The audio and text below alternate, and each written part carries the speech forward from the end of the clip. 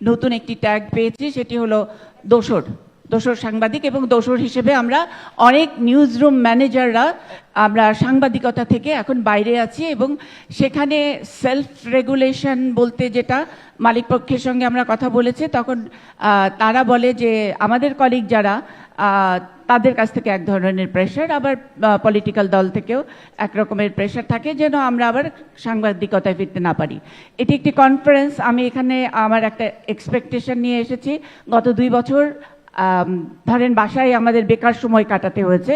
এর মধ্যে আমরা যারা মানে আমি ব্যক্তিগতভাবে আমি মনে করি যে সাংবাদিকদেরও সংবাদপত্র ডেইলি স্টার, প্রথম আলো এই দুটি পত্রিকা থেকে আশা করেছিলাম আমাদের একদল সাংবাদিকের বিরুদ্ধে প্রশ্নটা করেন। জি, আমি প্রশ্নটা করার আগে একটু বলছি যে যেই সাংবাদিকদের বিরুদ্ধে এতগুলো মামলা দেওয়া হলো এবং যেগুলো মিথ্যা মামলা, এবং সেগুলো নিয়ে প্রথম আলো এবং ডেইলি স্টারের আমি কোনো ইনভেস্টিগেটিভ রিপোর্ট পাবো সেটা পাইনি, এবং সেখানেও এক ধরনের তাদের উপরে সেলফ রেগুলেশন কাজ করেছে যে আমাদের এই বিষয়টি নিয়ে একটি একেবারে আনবায়াস একটা রিপোর্ট করলে আমাদের পক্ষে না চলে যায়, সেই জন্য তারা এক ধরনের ভয় থাকে এই নিউজগুলো করতে পারেনি।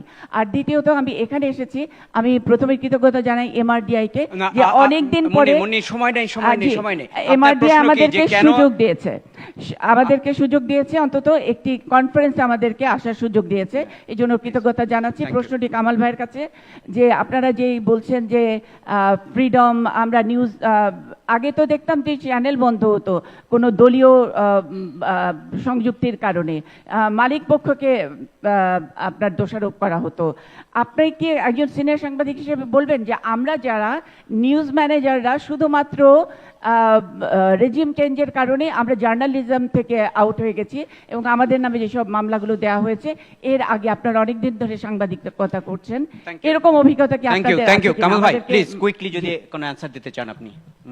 না, এখানে মুন্নি যেটা বললেন সেটা তো হলো অধিকাংশই স্টেটমেন্ট দিলেন উনি। এখন প্রশ্ন কি এটা আমি বুঝি নাই। প্রথম কথা হলো যে ডেইলি স্টার এবং প্রথম আলো সাংবাদিকতার মানে অন্য সাংবাদিকদের নিপীড়নের বিষয়ে যথেষ্ট পরিমাণে রিপোর্ট করেছে কিনা সেটা তারা বলতে পারবে, এবং সেখানে করেছে, আমি যতদূর জানি করেছে রিপোর্ট।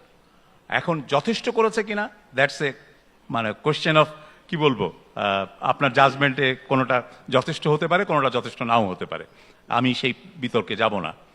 সামগ্রিকভাবে সাংবাদিকদের পক্ষে কোনো স্ট্রং ভয়েস দাঁড়িয়েছে কিনা, দাঁড়ায়নি, কারণ ইউনিয়নের অনৈক্য।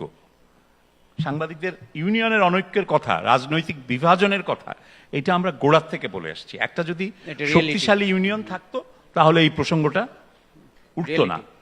নিউজ রুমে যখনই আপনার রেজিম চেঞ্জ হয় তখনই নিউজ রুমেরও রেজিম চেঞ্জ হয়, এটা আগেও হয়েছে, এবারই প্রথম তা না, অবশ্যই হয়েছে, হয়নি বললে হবে না। যারা ইন্ডাস্ট্রিতে আছেন তারা একটু পেছনে ফিরে রাখান, দেখবেন যে হয়েছে।